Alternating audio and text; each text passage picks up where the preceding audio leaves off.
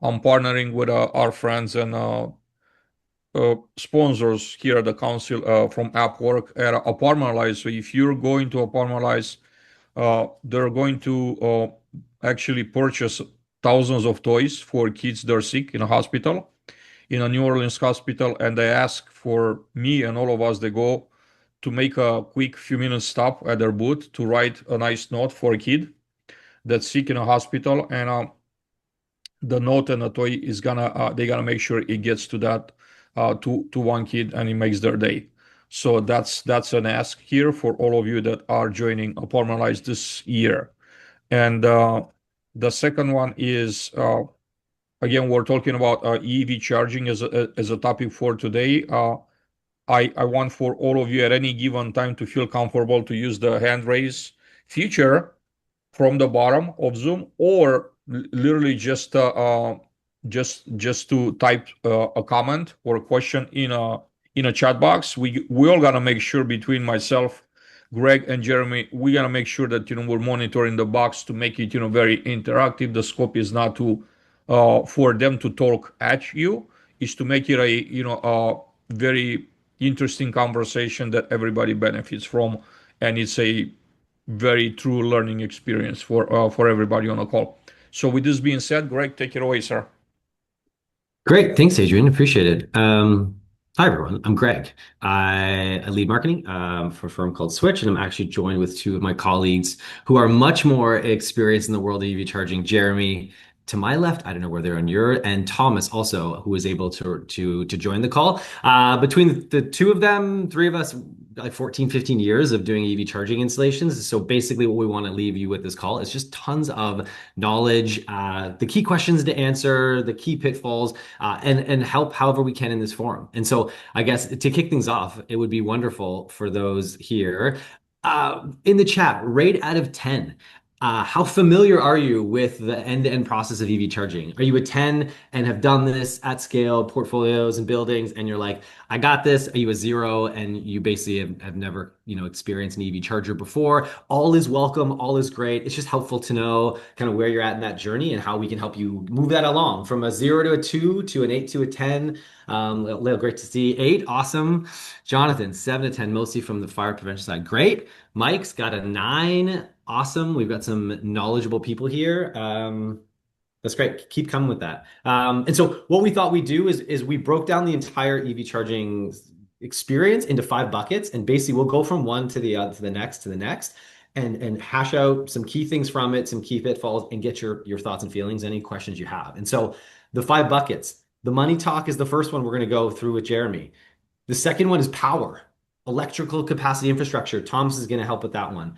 The third one is the resident experience, right? It's not just about power and physical charges, it's about the experience your residents see with charging. That's the third one. The fourth is the tech stack, right? There's a lot of things that go into it, some questions you need to ask and understand.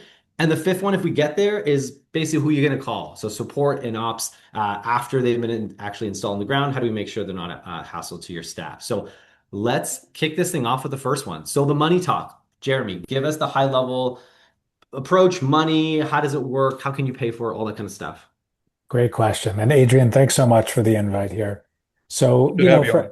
yeah, no, thank you.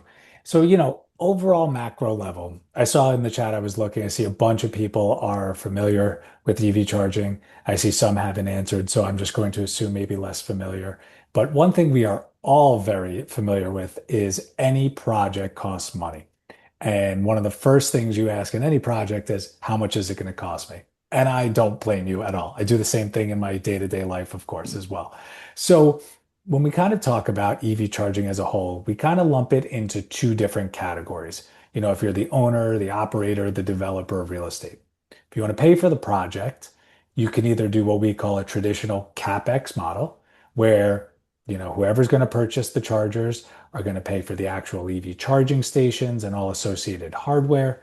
You're going to pay for the software to manage these chargers and to make them smart chargers. And you're going to pay for the installation. What that does is that gives you outright ownership of the project and the asset while recouping 100% of the revenue that's being generated from these chargers. Excellent. Now, we know in any given building project, there's only limited funds, right? So maybe you've allocated X amount for one project one year and X amount for a different project this year. You only have so much capital to go around.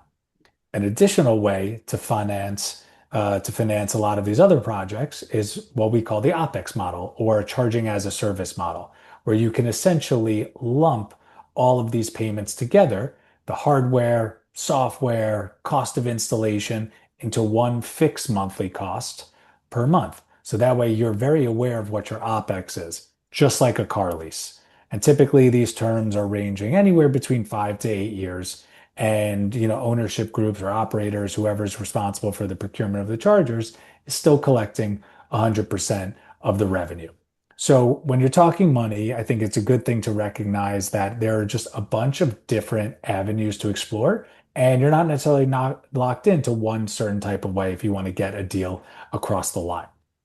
Let's You talk know, about free charger concept. So in that same model, right, there's a lot of like over the last 5 years, been a lot of companies who are offering free chargers, aka they put it on your property. Like, what's the pro con about that model that has been a thing in the space? Great question, Greg. So there have been a few groups that have popped up over the years, to Greg's point, that are what they call owner operators or charge point operators, if you will. And they will find a property or portfolio they're very interested in. They will pay for everything. They will pay for the hardware, they will pay for the software, they will pay for the installation. And a lot of what those groups are looking to do is they're either looking to potentially do a revenue share later down the line, because again, it's not their real estate. They're a third party in this transaction. And depending upon the underwriting of that, they could either do a revenue share. So, once the chargers break even after X amount of years, then the revenue share starts to kick in. I've seen other groups that will just lease spaces, actual parking spaces to plant chargers in the ground. If you're an owner and operator of real estate, that sometimes is attractive because you're just getting reoccurring revenue every month for the lease of these space and not having to worry about the maintenance or operational aspect of EV charging as a whole. So some of these groups have started to come up. I think it all depends on, when you evaluate your property, how you are looking at revenue in particular. Um, there's just so many ways to skin the cat. So, it's good to know that there are just so many different avenues out there, even to just get a project off the ground. And then let's go to the like, so there's other money available, right? So you could either, pay for it, you could, different models, but then let's talk about incentives. What's the landscape now with incentives, and where should you be looking, or how do you navigate that as an owner operator who's trying to figure out, how do I not pay? How do I get someone else to help pay for this? Yeah, yeah. So, very fortunate. The US still has some incredible rebates and incentives that are still out there, whether they are federal, whether they are state, whether they are city, and utility. So, a lot of states are still really bullish on implementing EV charging, and they're giving free money to do so. So, you have some states that are way more bullish than other states, and that's okay.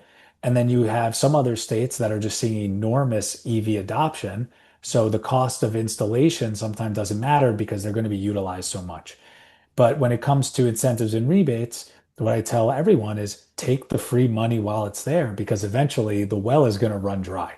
And as we know in business, everything just naturally gets more expensive the longer that the years go on. So you'd be kicking yourself to not take advantage of that free money while it's still there. Because if you want to do an EV charging project in, let's say, a year, two, three from now, the cost to do it is going to be naturally more expensive, and you're not going to have any capital to offset that through these great programs that are still available out there. Right. So they vary on a state by state basis. Yeah, on the money topic, questions from the group. Any situations that you've come through that you're like, oh, I did it here and I learned X or Y, or realized that Z was not how I thought it was going to be when I went into it. If anyone's got any experiences or ideas or questions for Jeremy or Thomas, this is a great time to talk about the money stuff before we move on to the electrical stuff. Anyone got stuff they want to share or ask? I can maybe chime in here to talk just how do we collect money through EV charging transactions. Um, Yeah. a lot of people, this is usually an afterthought when talking about planning, but once the chargers are installed, you're going to have a number of avenues to bill people for, one, the cost of energy, but also two, the time they spend in that space. And so you can think of it as kind of like a charging and a parking model all in one. So you can be able to charge people for the time they spend in the space as well to allow good turnover so that the asset remains available for the next driver. Another example is for loitering fees, or if you're looking to make sure people don't dwell in that parking space and tie up the charger for a long period of time, we always can apply a loitering penalty, which is money that goes straight to the property. And so there's a number of avenues for operation to collect money from the people using it. And our stance on this is we like to advise on what's appropriate given the neighborhood, the city, and the EV adoption level. By no means are we making profits off of loitering fees, for example, but we want to set it at an acceptable rate so that people know they got to get out of the spot. So let's go money to electricity, because this is a very close connection between them, right? General 1,000 feet is that like, if I don't have enough electricity to do these chargers, I got to spend a ton more, right? Like that's a big question that comes up. How does the electrical conversation and the key decisions, over to you, Thomas, affect the money situation? Well, yeah, like when you first look at a project, we have to assess, are we going for fast or are we going for accessibility? If we're going for fast, that usually means we're looking at, a shopping mall or a place where people will be spending less than an hour, and their EV charging needs would be, charge quick in, 30 minutes, 40 minutes, and then move on with their day, versus, an apartment complex, a condo, an HOA where people are spending more time.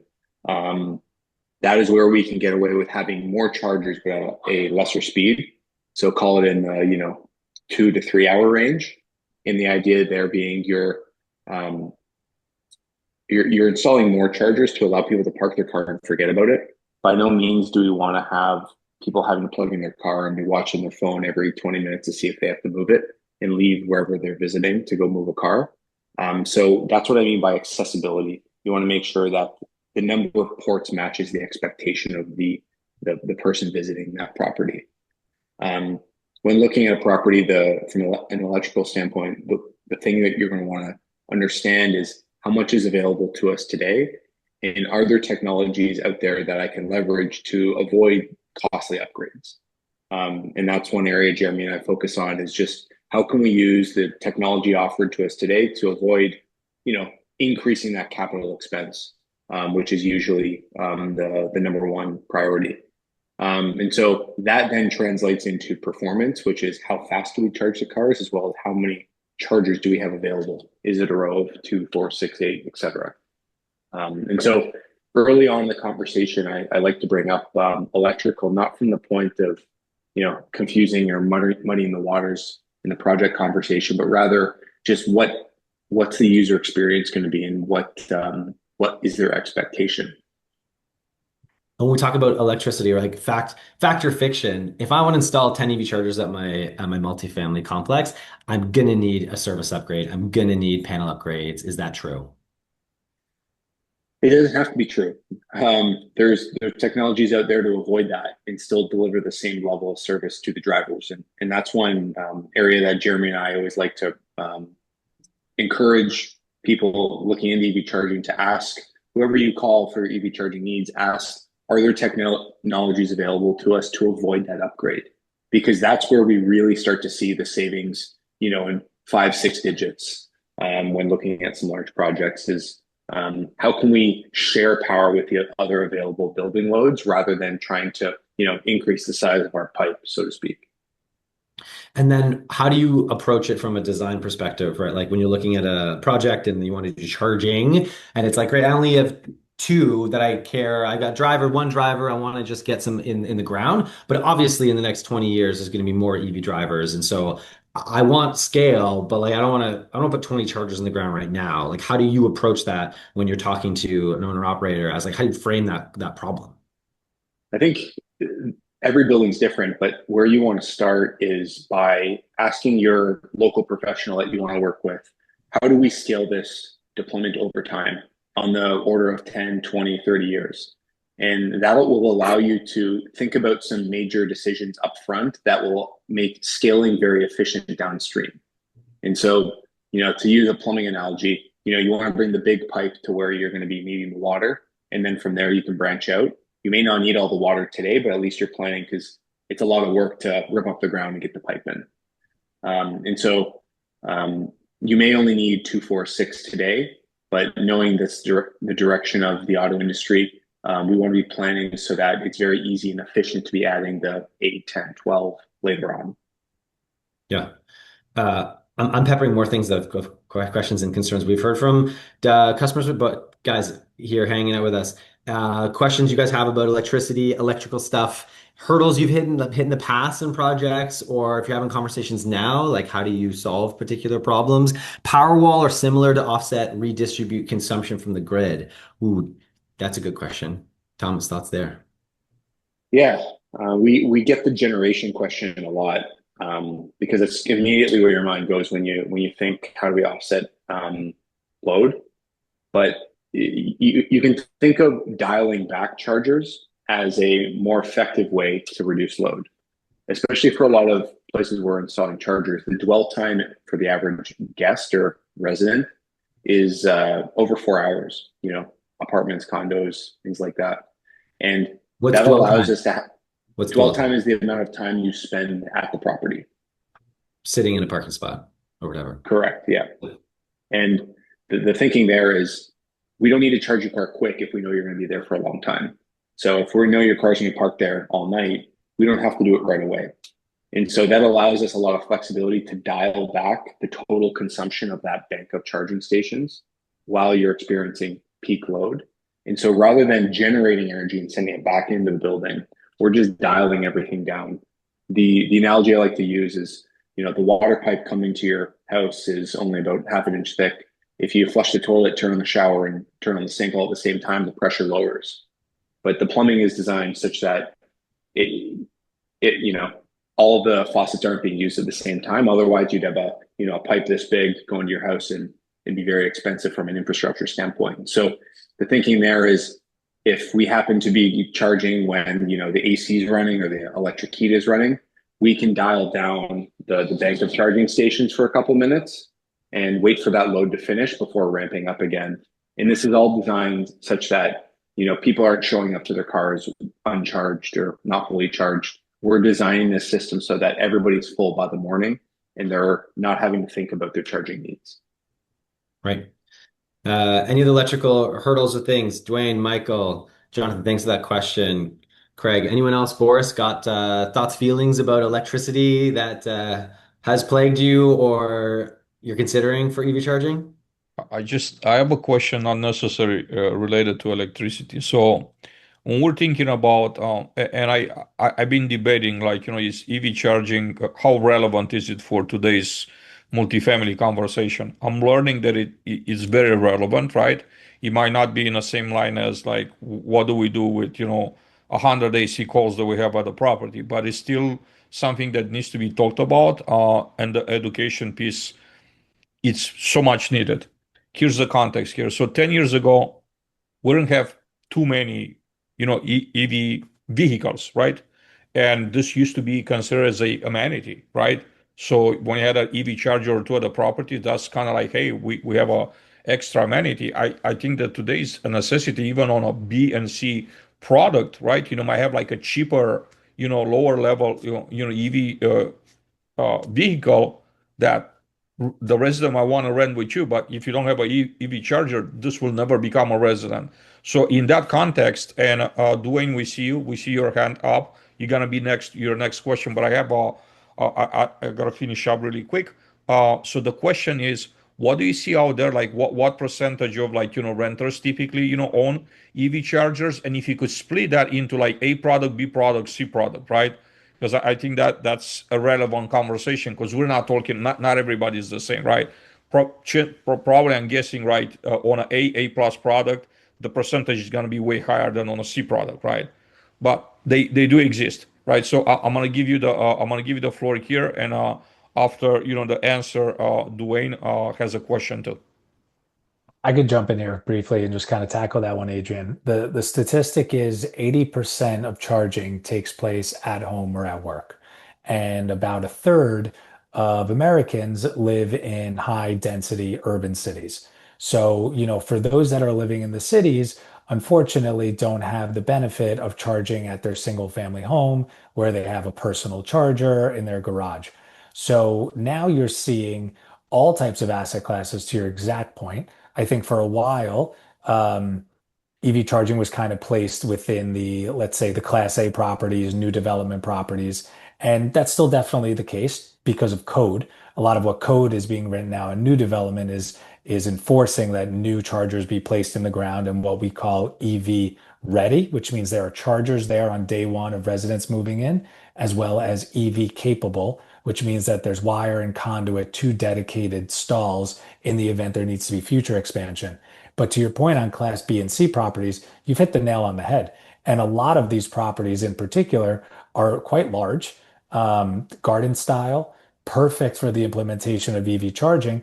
And now you're seeing two-prong when it comes to car manufacturers. You have almost every car manufacturer that makes their version of an electric vehicle. It's no longer just the Teslas and the Lucids. You're now seeing, Camrys, Mazdas, Hondas, you name it. Everyone's got their version. And you're now seeing an enormous amount of inventory come on into the used EV market. So those that wouldn't have purchased a new electric vehicle are now purchasing used electric vehicles. So naturally, we just need more infrastructure there in multifamily to support that because people are going to come home at 5 or 6 at night. They're going to plug in just like they would in their single family home, and they want to be able to have a full charge by the time they leave for work the next morning. So you hit the nail on the head, Adrian. When EV charging does not discriminate when it comes to asset type or asset class. That is for sure. Thank you, Jeremy. Thank you for the clarification. That was great. Dwayne, you're up next, sir. Yeah. So one of the things that I'm seeing quite a bit is, especially properties that have individual or single garages, and then they plug their cars in, and because all the garages are on that same circuit, including the garbage disposals and lighting, you're constantly popping breakers and all. Does anybody know of a service or a provider out there? I have found one. We're testing a pilot at a property right now, but where they install a charger in the garage itself, which also makes that garage more marketable now than not having it. The cost is pretty inexpensive. It's basically the size of a 4-way gang box, and they just go in and mount it right over the top of the existing outlet. And that way you're also recovering your electric consumption because they get billed for that just like anything else with an app on the phone. Has anybody else seen a demand or any kind of inquiry on your sites about more of that? That's my first question. And the second question, has anybody used any companies that are providing that service that you're aware of? I think you teed us up kind of beautifully, Dwayne. Might have been unintentional there for a solution and a product that we offer. I might hand that over to Thomas, who's the expert in that realm for this. And I'm sorry, I got on late. What is the name of your company? It's okay. It's called SWTCH, SWTCH. Yep, I'm familiar. Okay, great. Excellent. Thomas, why don't you take that one? Yeah, like Dwayne, you make a good point. In a lot of cases, providing charging access isn't that difficult if they have a garage with power in it. But to your point, these cars do consume quite a bit of energy. And then over the cost of the year, we're talking hundreds of dollars of energy. So not an insignificant expense. And so what we do a lot is put in a charger that has a meter built in, and then that meter can be read and billed to the respective driver or resident for their consumption. Physically, there's a number of different ways you can have it set up. I'm familiar with the way that you're referring to, like you use a very small charger, put it on the wall. It looks just like a junction box. We basically have a spectrum of chargers with different power outputs, but the short answer is, yeah, that's one solution, and it does a really good job. I also the company that I spoke with and we're kind of using as a test pilot, and I won't put names out there because I don't want to advertise for anybody that's not partaking in our console.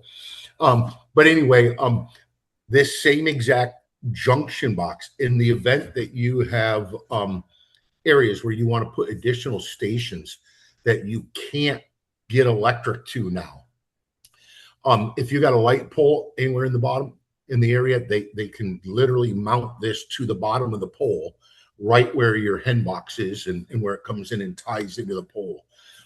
Do you have something similar to that as well, where so you could expand the number of chargers throughout the community if you had the need for it? Yeah, we do. You're exactly right. Like we've got a number of tools where it allows you to get creative for how to add to the installation.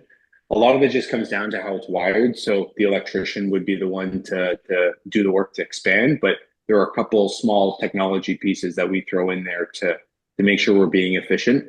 I'll explain one of them. We can have a number of chargers sharing the same circuit, and they will communicate with each other and share the available power of that circuit based on who's plugged in. And they could be neighbors, they could be, just stalls beside each other, but the goal there being you can share one circuit for multiple ports, knowing that people aren't plugged in 24 hours a day. There's more than enough power on the one circuit to provide needs to multiple drivers. Yeah, so you kind of answered the second question, but I want to build on it off of that question. So the chargers that you would put on the light poles, because obviously, we don't want to draw away from our lighting circuit power, right? Is there a way that they could read or understand the voltage being used and ramp up or ramp down as necessary to make certain we don't affect the site lighting if we're tying into, say, parking lot street lights or etc.? Yeah, exactly. We have this additional sensor that we can put on the circuit that will tell the charger how much power is available to it from the other loads. And so let's say your lights are on and there's less power available, the charger is going to slow down. Versus if the light's off, for example, the charger can use the full capacity. And so that scales from... The billing is still based upon their consumption. So even though they might not get as much of a charge, then they're not paying as much either, right? Exactly. Okay. And so that concept applies not only to just a single circuit, but you can also apply that to a panel or even the entire building for that matter. Okay. Great question. Yeah, others, keep it coming. If we want to move to the next bucket, any questions can fly from any bucket. Don't worry, we have to follow the flow. But let's go tech stack, because there's a lot of stuff out there. Keywords, open source keywords, proprietary keywords, dumb chargers, networked, right? Like, Thomas, can you make some sense as to like some of the key decisions that you need to make or you need to consider, and just like the Cole's notes up to them, so that, it looks like this is a pretty high, like sophisticated group in this, but I mean, they're the clear things that you just need to know about. Yeah, I think most importantly, if you're procuring units, the question you want to ask is, can these units be operated by another network or company? Because what that allows is, just like telecom, the freedom of choice of the consumer to choose the provider operating the unit. And so what we've seen across the industry is a number of companies sell proprietary solutions, and if they jack up their rates or don't service the units well, you're stuck with that unit until you physically replace it, which gets very expensive. And so the industry is moving towards, think of it like an open source model where many companies cannot operate that specific unit, and you're not tied into that specific vendor that you're purchasing from. If they would drop the ball down, 2-3 years, and you're not happy with their service, you can leave the hardware in place and call somebody up just like a different telecom provider to operate it. So I usually tell people, don't worry too much about the tech specs of the charger. They're all harmonized at this point. Some are a little bit faster, some are a little bit slower. You basically want to ask the question, can this unit be operated by another company? Which there's the acronym, right? The acronym for the standard, OCPP, right? For those people, it's on a lot of websites. It's like a key term. Make sure, like, if you're curious about the open standard, OCPP is it's called the Open Standard Protocol. For those who are looking for that specific thing, there's a name for it. Talk about to network or not to network. That is the question. Thomas, what's the deal with that?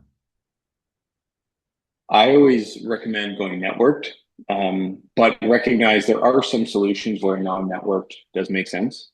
Networked meaning connected to a platform that allows you to do billing, remittance, collect data, set up settings for pricing, things like that. Non-networked would just be, it would function like a phone charger. You just plug it in and it works. There's no tracking. Um, we early in the EV charging industry, we saw a big wave of non-network chargers go into the market, primarily at hotels. And what ended up happening was the communities were seeing this as, a free fueling station and abusing that. And, then came the network solution, and that is the predominant solution we see today. Just because if we're going to be dispensing energy, that's not insignificant. It's actually quite sizable. We want to be able to recoup our costs and have control over that plug, just like you would any other, commodity that you would sell. I try to avoid comparing it to gasoline, but same thing. If people think there's a free fueling station, they're gonna use it.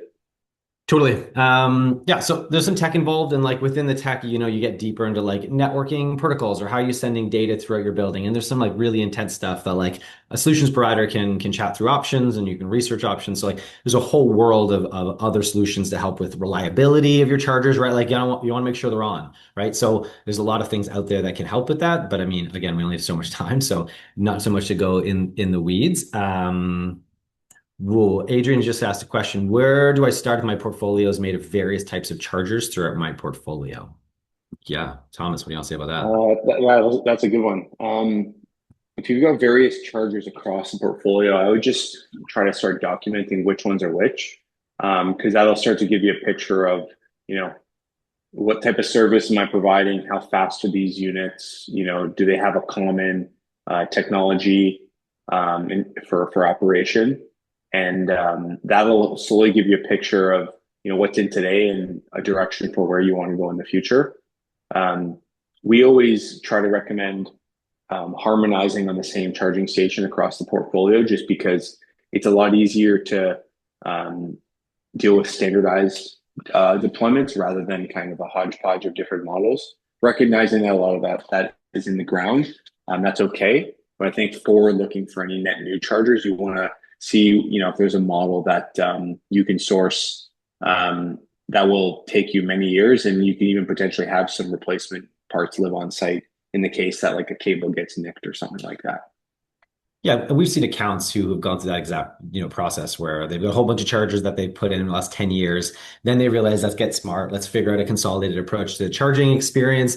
And then to Thomas' point, roll forward with the charging operator so that you can have a consolidated view and a dashboard of all your chargers, and you can do reporting based on it all. And then over time, as they need to upgrade older chargers, or they realize they're not networked, or they don't have the same access control, they then slowly start to migrate those older chargers, basically like either rip and replace or sunset those chargers onto the new network. So you're kind of like crawling away, from your old deployments into a new standard to do it over time, to the point it's overwhelming if you try to do it all the time.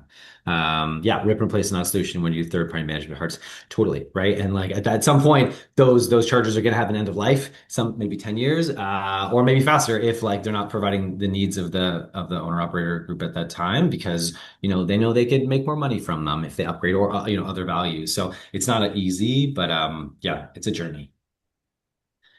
But great question and a great thing to try to tackle.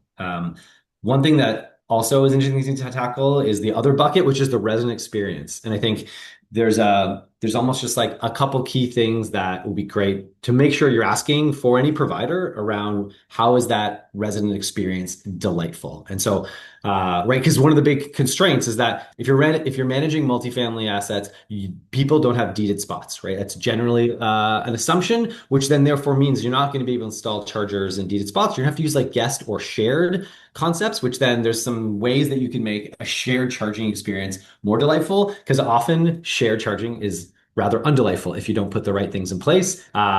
People they sit there for days on end, or there's various problems that go wrong. So Jeremy, what are some of the key things that you would want to make sure you look out for to make sure if you're getting 4 or 8 chargers that are shared for your building or complex that you need to do to make sure you manage headaches? Yeah. I would say even more macro than that, you want the resident experience to be as simple as possible. I think, everyone who's been in the space knows that people or residents love to complain about everything and anything that do arise that cause them friction. So providing a frictionless solution is vital. So that could be making payment very easy, whether that's flowing through apps or RFID cards or QR codes, just to simply use the device and kind of provide a seamless user experience. And then also, on the back end, if you're the owner operator, having that also easy resident experience to just see all that data. And kind of going back to what Greg was asking, there's just so many ways to kind of manage the flow and access and fairness of it all when it comes to shared amenity spaces. So, we joke for a while, property managers thought that they had to be like the EV police. If a car came in or an ICE vehicle, a gasoline powered vehicle that came in and tried to take up one of the spots, how do you manage it? But, from a different angle, utilizing software allows you to kind of be in much more of a controlled seat because now the software allows you to automatically charge idling fees, for instance. So if there's a car that's in there that already got a full charge, typically a user would get a notification saying, hey, your car's 100% full, time to move it. If you don't move it within 10 minutes, ownership has enforced an idling fee of, let's say, $5 per minute. And what does that do? I call it the kick in the butt. You get the kick in the butt, time to move the car, or else, ownership's going to really start making a hefty fine off of you just having your parked car. Access control, that's another one. So you kind of come into these properties, right? And a lot of them are residential, multi-unit dwellings who don't really want transient people coming onto the property because there's an EV charger there. So, a couple ways as we look at access control is you can have these settings now to one, you can either publicize that your chargers are there. You can absolutely keep them private for only resident use. You can do shared, you can do mixed, maybe open to the public at night or maybe open to the public during the day with resident access as well. And then also utilizing that security feature of utilizing like RFID cards, where only when a card is physically tapped does it authorize electricity to go through to the car. So these are just kind of ways in which, we're looking at it where residents who come and want to use the chargers only want to know, one, that they work. That's what they care about. Two, no one's hogging it. And three, is it just going to disperse energy, move on, and make my life easier? So, when we look at the resident experience, those are a lot of the things that we see in our field as frictionless. And then also just, putting ourselves in the owner operator's facility shoes is just how are we making it easy on them, in the event because people are just always constantly using the chargers. So, that's just macro level how we look at just the resident experience, managing the EV zone, if you will. That was good. Thanks, Jeremy. That was great. Anything about resident experience you guys have been experiencing, have questions about? Yeah, soup to nuts. Like I guess the one we haven't talked through yet, which is about resident experience, is really like support and ops of these chargers, right? Like reliability is key. What happens when something breaks? As the owner of, facility operator of this asset, like what are the things that you need to consider when making the call to bring charging to your facility? Thomas, yeah, what would be the, top three things you need to look for, top things you would do if you were managing a property and bringing chargers on? Yeah, like obviously, I know we've talked about it a lot today, but the lead up to getting it at the property, a lot of work there. But I won't touch on that in respect to this question, just because we've talked to those points previously. Thinking to the operation of the units long term, once they're in the ground, who am I calling when there's a problem? Who's taking care of the problems? Who's implementing them? If I have to get a unit replaced or replace a cable, who is that company? And I think asking those questions to the companies you're working with is very important because it'll start to give you a sense of confidence that the company you're working with can support you long term. At the end of the day, these units are not set and forget, although a lot of people think they are. You want to make sure you've got a support program technically, whether it's from the electrician or the network, to make sure that someone can be dispatched to the site if something needs to be replaced.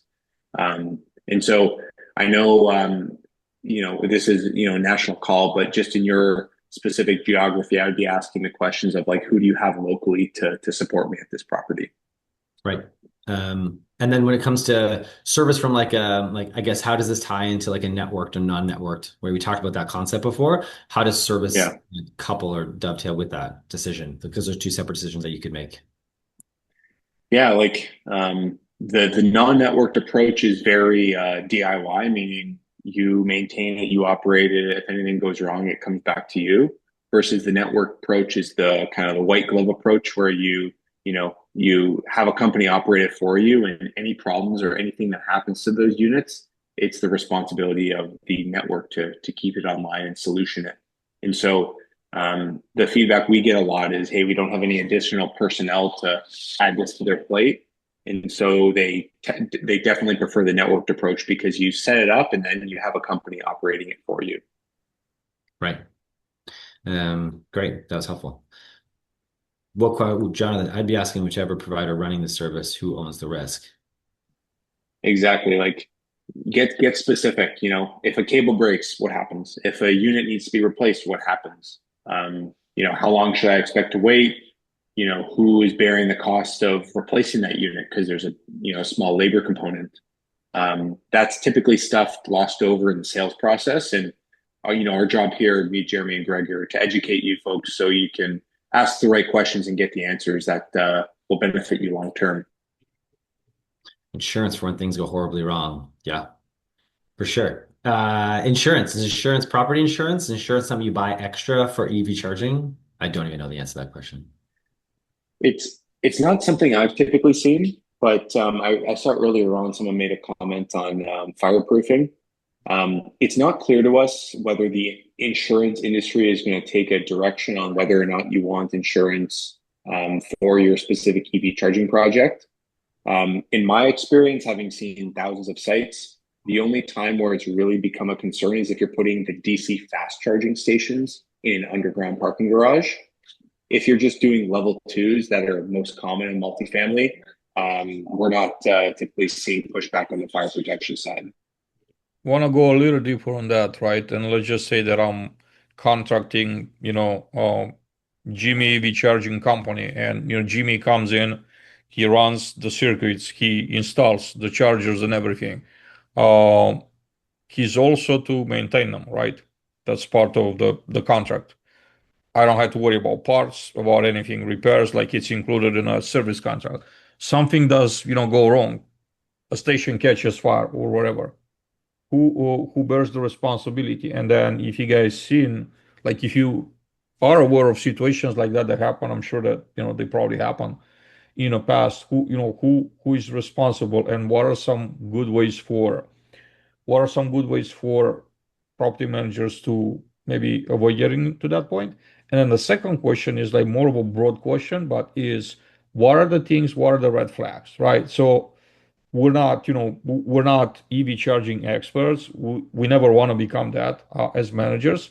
But what we want to know from you guys is that what are some good questions to ask that raise possible red flags in a conversation to say this is definitely some huge concern, and probably this shouldn't be a company we should be partnering with. So what are so two questions here. I know I talked a lot, so I'm gonna let you guys And take I would like to it. piggyback on that, Adrian, because we did experience that in Miami during Hurricane Ian, right?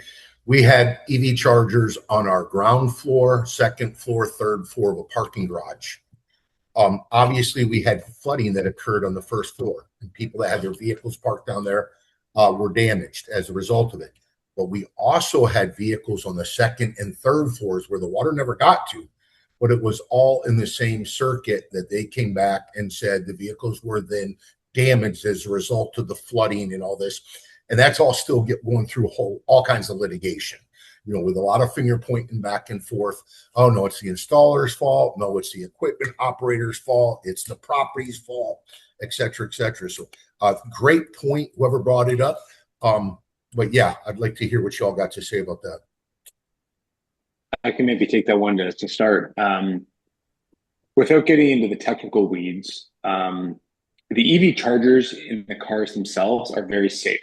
There are tons of mechanisms in place that I can cite that keep the vehicle safe, keep the battery safe, keep the operator safe, meaning the driver.